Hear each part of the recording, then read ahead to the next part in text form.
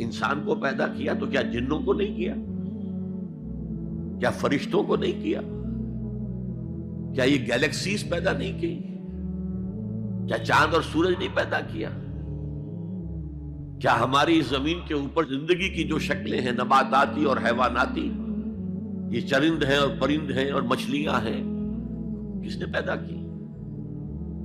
سب کچھ اس نے پیدا کیا، لیکن اس کی کریشن کا کلائمیکس انسان ہے۔ سب سے بڑی اس کی تخلیق انسان، جو مسجود ملائک بن گیا۔ فسجد الملائکۃ کلھم اجمعون، کس قدر تاکید ہے، سجدے میں گر گئے تمام فرشتے، کل کے کل فرشتے جمع ہو کر 3 مرتبہ۔ کہیں شبہ رہ جائے جبرائیل نے نہیں کیا ہوگا سجدہ یا اسرافیل نے، نہیں، کلھم اجمعون۔ یہ انسان شاہکار ہے اللہ کی تخلیق کا۔ فرمایا ہے خلقتہ بیدیہ، اے ابلیس تو اس آدم کو سجدہ نہیں کرنا چاہتا جسے میں نے اپنے دونوں ہاتھوں سے بنایا۔ کیا معنی اس کے؟ اللہ کے 2 ہاتھ کیا ہیں؟ الا لہ الخلق والامر، 2 عالم ہیں، ایک عالم امر ہے، ایک عالم خلق ہے۔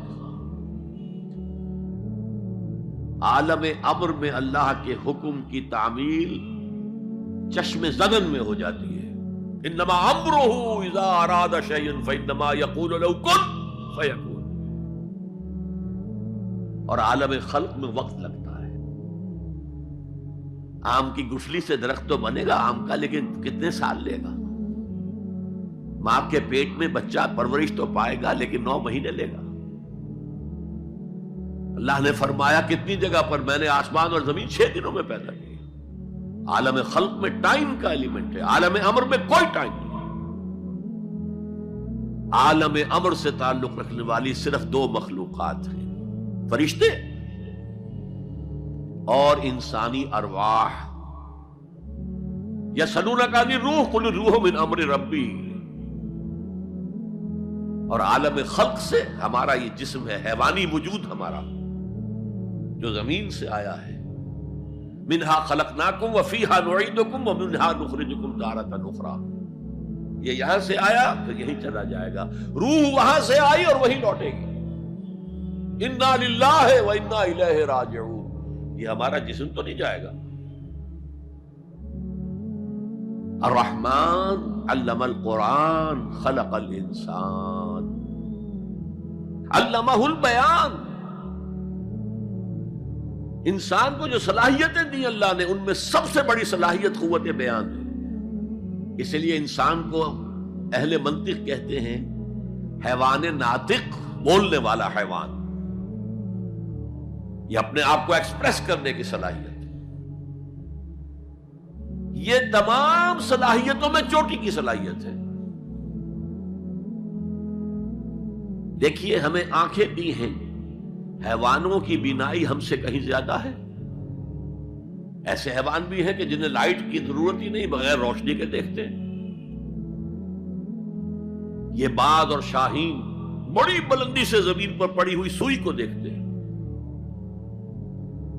سماعت ہمیں دی تو بہت سے حیوانات کو ہم سے بہت زیادہ سماعت دی۔ آپ گھوڑے پر سوار جا رہے ہیں، آپ نے کوئی آواز نہیں سنی، گھوڑے نے سن لی ہے، اس کی کنوتیاں کھڑی ہو گئی، اینٹینا کھڑے ہو گئے۔ سوار کو معلوم ہوا کوئی خطرہ ہے، اس نے تو کچھ نہیں سنا تھا۔ پھر کتنے حیوان ہیں جو سونگنے کی قوت ان میں کتنی زیادہ ہے، ہر شے کو سونگ کر پتہ کرتے ہیں یہ ہمارے کھانے کی ہے کہ نہیں۔ اصل صلاحیت جو انسان کی صلاحیت ہے وہ قوت بیان ہے۔ آپ کو معلوم ہے بڑے بڑے وکیل ایک پیشی کے 5 لاکھ روپے لے رہے ہیں، کیوں؟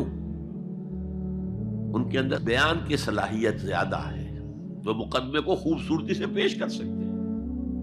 ورنہ وہی قانون پڑھنے والے جو ہیں وہ کلا وہ جوتی پٹخار سے پھرتے ہیں، کوئی ان کو پوچھتا نہیں۔ اسی طرح آپ کو معلوم ہے دنیا میں بڑے بڑے جو ڈکٹیٹر بنے ہیں وہ قوت بیان کی بنیاد پر بنے۔ ہٹلر کی فائری سپیچز اس نے کہاں سے کہاں اسے پہنچا دیا۔ لیکن اب ان چیزوں کو جوڑیے. الرحمن علم القرآن، یہ ایک جملہ بنا ہے. رحمان نے قرآن سکھایا. خلق الانسان، انسان کو پیدا کیا. علمہ البیان، یہ 3 ویلیوز ہیں جو 4 آیتوں میں آئی ہیں. آپ نے میتھمیٹکس میں یا ارتھمیٹکس میں پڑھا ہوگا ریشو پروپورشن کا قاعدہ، نسبت و تناسب. 3 ویلیوز دے دی گئی، یہ چوتھی تلاش کرو. وہ چوتھی ویلیو کیا ہے؟ دیکھو، اگر تمہیں کوئی قوت بیان اللہ نے دی ہے، اسے قرآن کو بیان کرنے میں صرف کرو. جیسے ہم کہتے ہیں کہ توپ سے مکھی نہیں ماری جاتی. توپ جتنی بڑی شے ہے وہ مکھی مارنے کے لیے تو استعمال نہیں ہوتی.